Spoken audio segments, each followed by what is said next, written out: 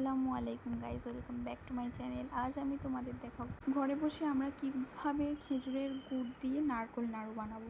তো নারকোল নাড়ু বানানোর জন্য নারকোলটাকে ভালোভাবে কুচি কুচি করে নিতে হবে।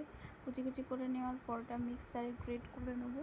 দিয়ে যেহেতু আমাদের নারকোলের কোয়ান্টিটিটা কম, মানে আমরা অল্প করেই প্রথমবার করছি, তাই অল্প করে সেন্ট হওয়ার জন্য কাঠ, এলাচ আর লং গরম করে গুঁড়িয়ে নেবো। তারপরে কড়াই দিয়ে দেবো 1 চামচ কিংবা 2 চামচ ঘি। ঘিটা হচ্ছে অ্যাকচুয়ালি ফ্লেভার আর সুগন্ধ হওয়ার জন্য দেওয়া, তো আমরা ঘিটাই ব্যবহার করব, তেলটা অ্যাভয়েড করো।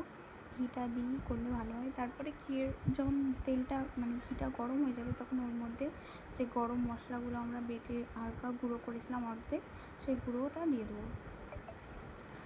সেটা দেওয়ার পর তারপরে যে নারকোল কুচোটা আমরা রেখেছিলাম গ্রেট করে, সেটা শুদ্ধ আমরা দিয়ে দেবো। আমরা কিন্তু নারকোলটাকে কোনোভাবেই ছাঁকবো না, ঠিক আছে, দুধটা ওর কাছ থেকে আলাদা করব না। তো আমার এই নারকোলটা প্রথম থেকেই ঝুরঝুরের মতো ছিল, কারণ আমার যে নারকোলটা ছিল সেই নারকোলটা সেই সুদি নারকোল ছিল, একটু শুকনো নারকোল ছিল, ঠিক আছে। তো সবসময় তো এই নারকোল পাওয়া যায় না। তো তোমরা যে নারকোলটাই পাও না কেন, যদি সেখানে বেশি দুধ থেকে থাকে, তো তোমরা সেই রকমভাবেই ওই নারকোলটাকেই নেবে। তোমরা কিন্তু দুধটাকে ছাঁকবে না, কারণ দুধটাকে ছেঁকে আলাদা করে দিলে কি হয়, ফ্লেভারটা পাওয়া যায় না, যে টেস্টটা, সেই মেন টেস্টটাই চলে যায়।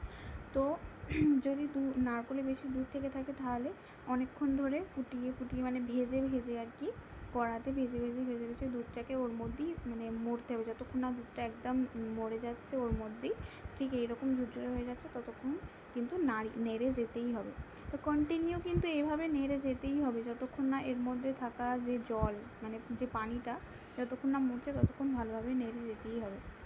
তারপরে খেজুরের গুড়টা অনেক দিয়ে দেবো, যতক্ষণ না পর্যন্ত ওর যে নারকোলের মধ্যে যে জলটা আছে, সেই জলটা পুরোপুরি শুকিয়ে যাচ্ছে, ততক্ষণ নেড়ে তারপর যখন শুকিয়ে যাবে, তারপরে আমাদেরকে খেজুরের গুড়টা ওর মধ্যে দিয়ে ভালোভাবে নাড়তে হবে।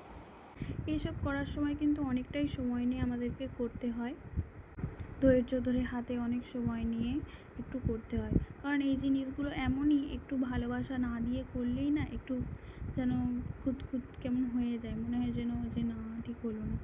এইসব জিনিস তৈরি করার সময় একটু টাইম দিতে হয়।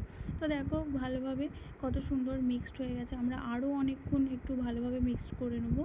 একবার চেখে দেখে নিতে হবে মিষ্টিটা ঠিকঠাক হয়েছে কি না। যেমন পরিমাণ তোমরা চিনি খাবে, তো লাড্ডুতে একটু চিনি তো লাগবেই, চিনিটা সেরকম অ্যাড করে দেবে। কড়াটা নিয়ে তারপরে হাতে একটু ঘি মাখানোর পর, হাতে অল্প করে ঘি নিয়ে আমরা আস্তে আস্তে ঠিক এইভাবে লাড্ডুগুলোকে বানিয়ে নেব। বানানোর সময় যে এলাচ বা লং যদি হাতে পড়ে, তাহলে সেগুলোকে আমরা আলাদা করে নেবো, কারণ খাওয়ার সময় যদি মুখে পড়ে খুবই খারাপ লাগে।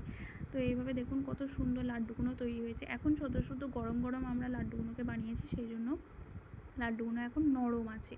তো এই লাড্ডুটা কিছুক্ষণ বা 1 ঘন্টা 2 ঘন্টা 3 ঘন্টা আমরা যখন রেখে, তখন সেটা শক্ত হয়ে যাবে আর একদম পারফেক্ট হয়ে যাবে। ভিডিওটা ভালো লাগলে অবশ্যই লাইক, কমেন্ট, শেয়ার করেন। Subscribe to my channel, bell আইকনটা দবাতে একদমই ভুলবেন না। Thank you so much, tata.